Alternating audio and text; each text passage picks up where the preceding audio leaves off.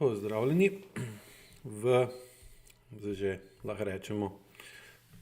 rečem, tradicionalnem četrtkovem dogodku, kjer odgovarjam na vaša vprašanja, zato da na ta način vam omogočim, da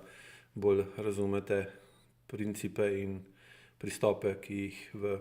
AIQ metodi uporabljamo za pomoč pri zmanjševanju in urejanju kroničnih stanj. Glede na to, da vas veliko si pogleda odgovore na ta vprašanja, vidim, da so vam pogovori v pomoč, tako da bom tudi šel naprej nadaljeval z rednimi četrtkovimi odgovori na vaše vprašanja. To, da bom kar začel. Vprašanje z moje strani. Fibromialgija je kompleksno bolezensko stanje, ki se po statistikah razvije v veliko večjem odstotku pri ženskah kot pri moških, kar pa ne pomeni, da moških ne doleti. V 80 do 90% primerov pa bolezen prizadene ženske. Kako skozi AIQ razlagate tako visok odstotek pojava stanja kronično razširjene bolečine fibromialgije ravno pri ženskah? Glavni razlog z vidika AIQ metode izvira iz razlik med strukturo ženskega in moškega telesa. Predvsem je razlika v količini mišic, se pravi količini prečno-progastih skeletnih mišic in specifičnosti ženskega telesa, ki seveda je prilagojena, katerim je prilagojena tudi ženska funkcija, in to je, da je povprečen pritisk v ženskem telesu, se pravi količina potencialne energije, ki jo ima v sebi, manjša, nižja in se veliko bolj spreminja med povišano in umirjeno. In čas, ki ga naj bi ženska prebila v tem, da je notranja napetost,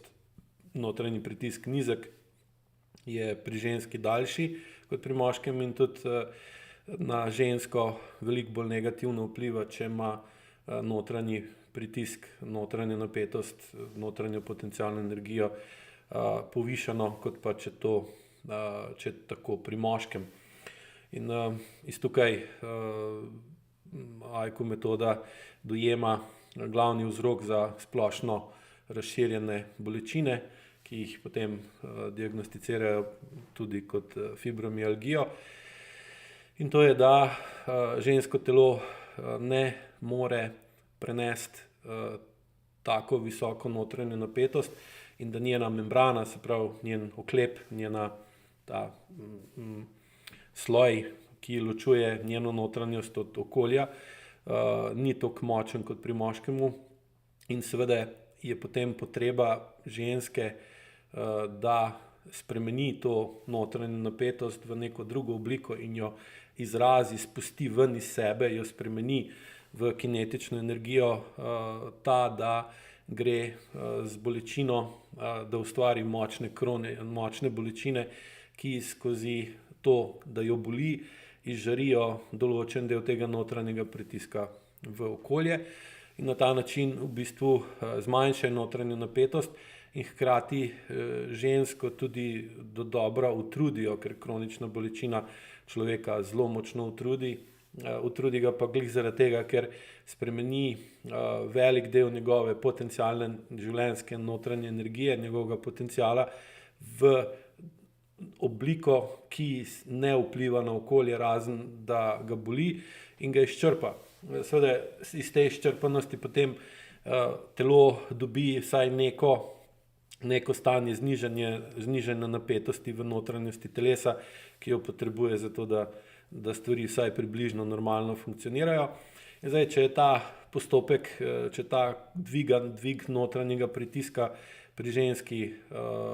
pogost ali pa se kar naprej ponavlja, seveda pride do tega, da to osebo začne kronično boleti in pride do kronično razširjene bolečine. Ker zdaj, če se to, ker vsakemu od nas se je zgodilo, da je bil recimo v določeni situaciji tako besen, tako prizadet, tako nemočen, tako razjarjen, tako užaljen, tako sfrustriran, izdan, da ga je vse bolelo, ker dejansko bi hotel postati, bi hotel znoreti, bi hotel kričati, bi hotel udariti, bi hotel nekaj narediti, nekaj uničiti, pa tega ne naredi in to, da zadržiš ta bes v sebi, se zakrčeš in ko se zakrčeš, pride do tega, da se zaradi tega utrujaš in potem to notranjo energijo, ki bi jo lahko na neprimeren, za okolico neprimeren način izrazil in s tem v bistvu si naredil nepopravljivo škodo ali pa okolici ustvaril nepopravljivo škodo, jo spremeniš v to bolečino, čustveno bolečino bi lahko tudi rekli in potem si zaradi tega zelo močno utrujen. Ali pa predstavljajte si, ali pa če ste že kdaj to doživeli, da ste, ne vem, morali iti na zagovor, ne vem, do učitelja, do ravnatelja ali pa do šefa, kjer so vas, ne vem, obtožili ali pa okrivili za stvari, ki jih niste naredili, niste smeli pa nič reči, nič se braniti, dokazovati, da imate prav in takrat v bistvu se v vas noter začel kopičati tisti bes, potreba po protestu, ki pa ga niste smeli dati ven in pa po 10, 15, 20 minutah takega pogovora ste bili utrujeni tako, kot da bi, ne vem, 3 ali pa 4 ure nekaj konkretno zahtevnega počeli. Iz takih dogodkov, če se to preznese na kronično raven, se pravi, da neha biti akutno, ampak da postane kronično, se razvije ta kronična potreba po tem utrujanju in sproščanju viška te notranje napetosti, ki seveda potem se lahko razvije do take oblike, da dobi svoje ime, da dobi diagnozo. In pri delu z strankami, ki so trpele za kronično razširjenimi bolečinami, mislim, da sem imel samo enega moškega, ostalo so bile dejansko ženske, se je vedno izkazal približno podoben vzorec in to je, da močno in upravičeno nezaupanje do moških zaradi dogodkov v preteklosti ali v otroštvu ali pa tudi kasneje. Čeprav dostikrat običajno je tako, da nek dogodek, nek odnos, ki se v otroštvu razvije, se potem samo ponavlja v različno dolgih ciklih. In to nezaupanje do moških je pripeljalo do tega, da se del odgovornosti in del vpliva na vsakodnevno življenje, ki se tiče seveda tudi žensk, ni preselilo, ni predalo, ni preneslo ali pa moški ni prevzel na sebe in potem prihaja do tega, da mora ženska urejevati in se ukvarjati s stvarmi, ki so tudi neprimerne, bolj ali manj neprimerne za njeno telo, za njeno strukturo, za obliko njene medenice, za obliko njenih nog, njenih stopal, trebušne votline, koliko ima močna ramena, koliko ima močne roke, koliko ima močen prsen koš. In ta taka neenakomerna porazdelitev ali pa nezmožnost, da bi se potrebe po reševanju problemov, ki so del vsakdanjega življenja, primerno razdelile med moškega pa žensko, da vsak primarno dela tisto, kar je za njega bolj primerno, moški težje, bolj impulzivne stvari, ker je potrebno več moči, ker je potrebno prenesti več pritiska, ki so bolj kratkoročne, ampak bolj intenzivne, ženska pa stvari, kjer je potreben bolj premišljen, dolgoročen pristop, kjer je potrebno znati pomiriti, ne pa biti impulziven, kjer je potrebno stvari doreči, se dogovoriti in potem delovati na najbolj možen učinkovit način. Potem pride do tega, da ženska živi v takem okolju, kjer te razporeditve del in nalog niso bile primerno urejene in seveda je morala preveč stvari dati nase In zdaj, ko se preveč obremenimo, seveda se moramo v tem primeru tudi dvigniti notranji pritisk, zato da lahko to breme prenesemo. In je bilo pri vseh strankah ta obrazec, da niso mogle primerno razpodeliti svoj čas, svojo obremenitev, svoj pritisk takšen, da je bilo potrebno to notranjo napetost, notranjo nemoč in tudi na nek način notranjo razočaranost nad sabo in nad drugimi ljudmi, predvsem moškimi, spreminjati v bolečino, v kronično razširjeno bolečino po celem telesu, zato da se je vsaj občasno ta pritisk znižal in da je oseba na tak način držala samo sebe stran od avtentične in primerne reakcije, s katero bi dejansko tudi sama sebe razkrila in spoznala, da tak odnos, ki je bil v preteklosti nujen in upravičen, je zdaj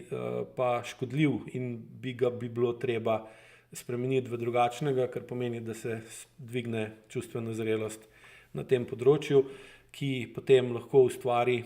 tako vedenje osebe, ki ima fibromialgijo, da začne najprej bolj zaupati sama sebi, tudi na telesnem delu, ne samo na intelektualnem, potem pa skozi to razvije bolj zmeren, sočuten, razumevajoč in spoštujoč odnos do lastnega telesa in se vedno bolj upa sprostiti, ker jo je zaradi učenja, ki je del dviga čustvene zrelosti, vedno manj strah biti sproščena in vedno manj ima odpor do tega, da se počuti vedno bolj sproščeno. Ker težava je ta, da če recimo je okolje, v katerem živimo, prenapeto, ker je danes bolj pravilo kot pa izjema, da v takem okolju se niti ne moremo sprostiti, zaradi tega, ker potem, če imamo napetost mišic nižjo, ker pa napetost v okolju, potem ta napetost prodira noter v nas in se počutimo ogrožene, počutimo se neprijetno, niti ne vemo točno, kaj ni v redu, ampak enostavno tega se bojimo to narediti in potem ta napetost mišic postane kronično povišana, kar je pa podlaga za celo vrsto kroničnih stanj, med katerim spada tudi kronično razširjena bolečina. Tako da primerov, ko so to učinkovito stranke učinkovito zmanjšale in pol tudi odpravile, je bilo več. Sam je pa celoten proces za njih, glede zaradi tega, ko sem prej razlagal, kaj je vse potrebno urejevati, spoznati in spremeniti, dosti zahteven in zahteva konkretno soočanje s tem, da kaj lahko jaz spremenim pri sebi in svojem odnosu do časa, do tega, kdo sem, zakaj sem takšen, in potem zmanjšam to nezaupanje vase in potem seveda lahko vedno bolj spoznavam in sem z ljudmi ali pa vplivam na ljudi, da tudi oni postanejo bolj zaupanja vredni in bolj odgovorni, ali pa zamenjam okolje, v katerem lahko živim z ljudmi, ki dejansko me razumejo, sprejemajo in spoštujejo, in potem vedno manjkrat imam potrebo, da imam napeto telo takrat, ko bi bil potreben in primeren počitek in sprostitev.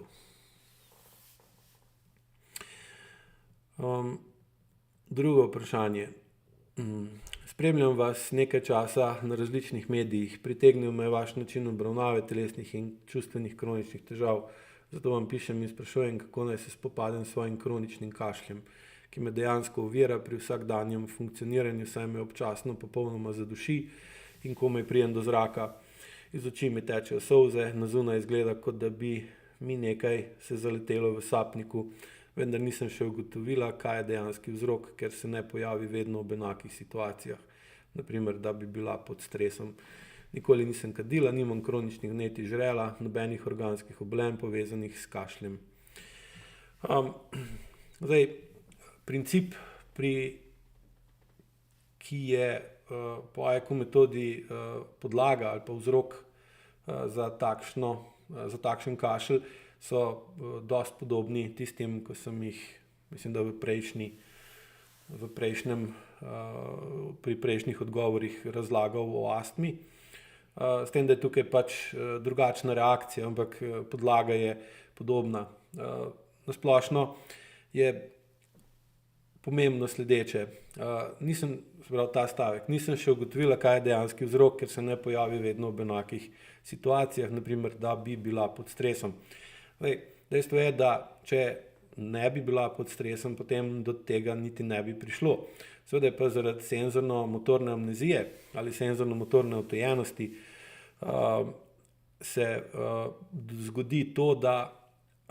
dejanskega vzroka ali pa da se ne zavemo stanja, v katerem se nahaja naše telo v določeni situaciji, in mi to situacijo zaradi neke vrste slepe pege, ki smo jo razvili v preteklosti, ne dojemamo kot da je stresna, se nam zdi normalna ali pa nič posebnega. Na telesni ravni telo pa na tako stanje pritiskov in vplivov okolja na njega odreagira drugače, in ta občutek, te občutki, ta interocepcija, ki iz telesa prihaja v osrednji živčni sistem, v vašem avtonomnem živčnem sistemu in v podzavestnih strukturah aktivira določene pogojene ali pa odvisne vzorce, ki ste jih razvili že v preteklosti, in sproži takšen kašelj, katerega namen je, da vam vzame moč, da vas umiri ali pa dejansko, boljše rečeno, da vas prisili v to, da se umirite, čeprav dejansko bi realna situacija, v kateri se takrat nahajate, zahtevala, da ste nemirni, da se izražate na takšen ali pa drugačen način in pokažete, poveste, reagirate na tisto, kar počnete, in vi pa tega zaradi vzorcev, ki ste jih razvili najverjetneje že v zgodnjem otroštvu ali pa podedovali, celo prenesli od matere ali pa manj verjetno od očeta, ste se naučili ali pa so vas naučili, da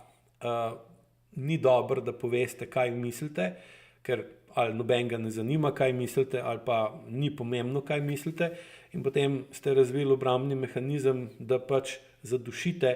sami sebe, v vašem primeru z močnim kašljem, recimo nekdo pa z astmo, ki je sicer ima malo drugačne vzroke, ampak generalno gledano je isti princip, se pravi, da vam vzame sapo. Sapa je pa tista, ki vam omogoča, da nekaj naredite, ali da nekaj poveste, ali da nekaj pokažete, da vplivate na nekaj ali na nekoga in s tem uredite tisto, kar vas moti, ovira, ogroža ali omejuje. Seveda tak vzorec, ki je nastal že v preteklosti, pomeni, da zgubite občutek, kaj bi lahko bil vzrok, oziroma ne morete ugotoviti dejanski vzrok. AIQ vaje pa AIQ protokoli pa vam omogočajo, da skozi povečano zavestno pozornost na tisto, kar počnete, hkrati pa skozi razlago veliko bolj razumete, kakšni so možni vzroki za to, da imate sploh take odvisne obrambne vzorce ali pa kronične obrambne vzorce, kot je tukaj recimo kroničen kašelj, ki dejansko povzroči pretirano, da me občasno popolnoma zaduši in komaj pridem do zraka, iz oči mi tečejo solze in na zunaj izgleda, kot da bi se mi nekaj zaletelo v sapniku. Ampak dejansko se vam je v sapniku v takem primeru zaleti nekaj, kar bi od znotraj moralo priti ven, ne pa ko nekaj pojeste, pa gre od zunaj noter, pa se vam tukaj zatakne, ampak vam se je to zataknilo v tem spodnjem delu in nočete, ne sme priti ven, ker se bojite, kakve bojo posledice, če bi to prišlo ven. Čeprav je ta strah lahko ali pa večinoma izvira iz tega, ko ste bili majhni, ko ste bili otrok ali pa ko ste bili dejansko nemočni pri tem, in da če bi povedali tisto, kar v resnici mislite, bi dejansko se znašli lahko v veliki nevarnosti. In tak kašelj v bistvu kaže na to, da je ta obrambni mehanizem aktiviran in da ga uporabljate za vas v situacijah, ki vam sami ne pomenijo nič posebnega ali pa da bi jih definirala, da so stresne, čeprav mogoče nekdo drug, ki bi pa bil zraven vas v taki situaciji, bi pa začel čudno gledati, zakaj je to, zakaj je tiho, zakaj nič ne reče. Samo to je ta neke vrste dresura, skozi katero gremo v otroštvu in nam pomaga, da otroštvo lažje preživimo, samo pol, ker pa tega ne updatamo in se tudi kot odrasle osebe, ki ne bi smele več biti nemočne, vedemo po podobnih vzorcih, ki smo jih razvili v otroštvu, pride pa do kroničnih težav in do kronične nezmožnosti ali pa strahu, da bi to povedali. In zdaj skozi vaje in razlago začnete bolj dobro čutiti telo, je vpliv tega, kar se dogaja v telesu na vašo zavest višji, večji, močnejši in potem vedno manjkrat se zgodi, da ne morete ugotoviti, kaj je dejanski vzrok. Zdaj vprašanje je pa še drugo, kaj bi pa naredili, če bi ugotovili, da je dejanski vzrok nekaj, kar bi morali povedati, pa ne poveste zaradi takih ali drugačnih razlogov, ker se bojite posledic. Tukaj pa zdaj tisto, kakšna je podpora okolja, kakšna je vaša moč, da se upate nasloviti in odgovarjati ali pa reagirati na tisto, kar vas moti, ovira, ogroža ali omejuje in posledično to postopoma urediti v višjo urejenost ali pa manjšo krivico, manjše neravnovesje. In tukaj imajo ljudje največ težav. Ko pa to urejujejo, potem seveda se pa vedno lažje odkašljajo in spucajo grlo, spucajo tisto, kar jih tukaj noter stiska, tišči in jim ne da dihati. Nazadnje sem imel tak primer, ko sem bil na enem šolanju, se pravi vodenju, poslušal, kako AIQ učitelji vodijo vaje in recimo pri enem vodenju je bilo veliko napak, ki ne bi smele se dogajati že na tej stopni, v kateri je učitelj bil in dejansko sem že vmes med samim vodenjem vaj parkrat začutil močen impuls iz telesa, daj nekaj reči. Sem rekel, ne bom še,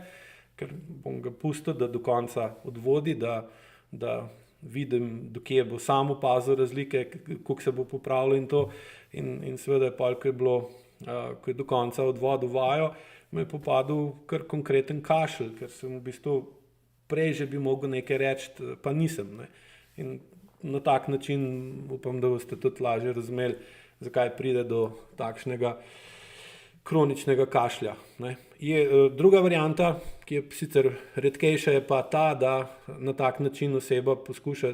samo v vašem primeru mislim, da to ni, ker je prehuda reakcija, je pa ta, da se oseba s takim kašljem poskuša pridobiti pozornost, poskuša,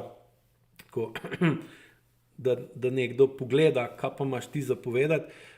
In po takih primerih so pa običajno razlogi, da je oseba spregledana, nepomembna oziroma da ima v svoji podzavesti take vzorce, da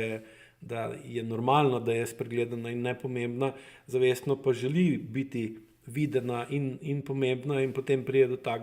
do take recimo izmede med tem, kaj ima v podzavesti, da je za njo normalno, pa med tem, kaj si želi zavestno, da bi bilo drugače, ker na koncu koncev je zdaj drugačna oseba, je samostojna oseba, ni več recimo nezakonski otrok, ki je bil, kaj je bilo tebe treba, ali pa otrok, ki se je rodil recimo med študijem matere ali pa očeta in ne vejo točno, kaj bi z njim, ali ga bi, ali ga ne bi, čeprav zavestno ga pač pa imajo, telesno ga pa nekaj časa ali pa lahko tudi dolga leta na njega se odzovejo, kot da je bil v napoto ali da je prišel prehiter ali pa zakaj ga je bilo sploh treba. In taki ljudje lahko dostikrat pokašljujejo, zaradi tega, ker se ljudje na njih odzovejo tako, kot da jih ni, kot da ne obstajajo, čeprav dejansko to iz samih njih izvira, ker so navajeni na to, da so bili spregledani. Še tretje. Hčerka, ki hodi še v vrtec, ima epilepsijo. Zanima me vaš pogled na to bolezen oziroma kako ji lahko AIQ metoda pomaga. V tem primeru lahko si starša z učenjem AEQ metode pomagata na način, da začneta bolj jasno odkrivati, kakšno je vzdušje, kakšno je stanje v družini, v družinskem okolju, v okolju, kjer pač otrok živi. In vedno bolj opazita pol, da je v takem okolju, v katerem otrok je, povišan pritisk, se pravi običajno nezmožnost ženske, da umiri in pomiri tako moške kot celotno družino, in na ta način v bistvu zniža pritisk v družini in ta pritisk v bistvu potem omogoča, da otrok nima povišan notranji pritisk. Ker epilepsija je pogosto nastane zaradi tega v bistvu spet podoben način, na nek način podobna stvar kot kroničen kašelj, kjer pride do tako močnega pritiska napetosti, ki jo ima v trebušni votlini, v prsnem košu, v glavo, v možgane, da dejansko se potencialna energija v možganih tako dvigne, da pride do, recimo tem, varnostnega izklopa, oziroma skozi epilepsijo se skozi divje gibanje, skozi divje tresenje del te energije sprosti ven iz telesa in s tem v bistvu se notranje stanje v telesu toliko umiri, da je pol dober. Samo ker se spet vse skupaj vrne nazaj tako otrok vrne nazaj v isto okolje, se to začne spet pol krepiti in pol so te epilepsije lahko ciklično ponavljanje. Sprav, da bo bolj razumljivo, kako AEQ na to gleda, to je podobno kot recimo, če oseba ne more iti na malo potrebo in se ji dviguje količina urina v mehurju in pol je pritisk že toliko močen in je bolečina že toliko močna, da oseba v skrajnem primeru pade v nezavest in ko pade v nezavest, se pa mišična tkiva, ki jih podzavest drži stisnjena, zaradi spolne zlorabe ali kakih drugih dogodkov, ki so vezani na to, da mora imeti medenično dno zelo zakrčeno. In ko pade v nezavest, se tudi podzavest izklopi in takrat v bistvu se ta napetost, ta krč, ki ga ima v spodnjem delu medenice, sprosti, pa v stegnih sprosti in potem urin steče ven.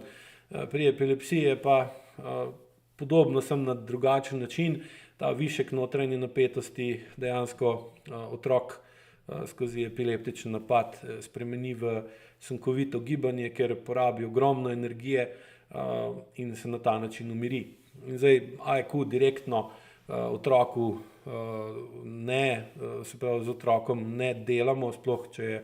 v vrtcu, se pravi AEQ je primeren za učiti otroke tam nekje od 11. 12. leta naprej, s tem, da še takrat je vedno obvezno, da se zraven otroka AEQ uči tudi, najstnika v tem primeru uči tudi vsaj eden od staršev, zaradi tega, ker je za take kronične težave otrok skoraj vedno vsaj delen vzrok, običajno je pa primaren vzrok odnosi v družini, stanje v družini in to, da mora otrok svojim vedenjem, svojim telesom pomagati pri tem, da družina obstane takšna, kot je, ali da pomaga svojim vplivom, svojim žrtvovanjem, da se družina ne razpade, da pač ne pride do ločitve med partnerjema, ali pa,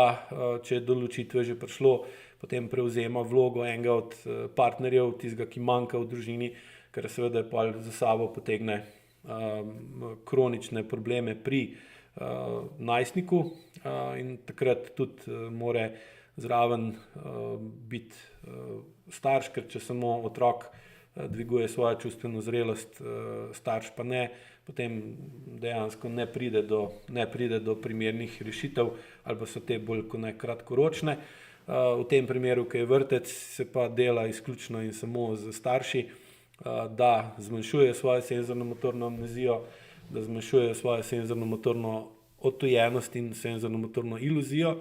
in začnejo v bistvu opažati, kaj tako močno dviguje pritisk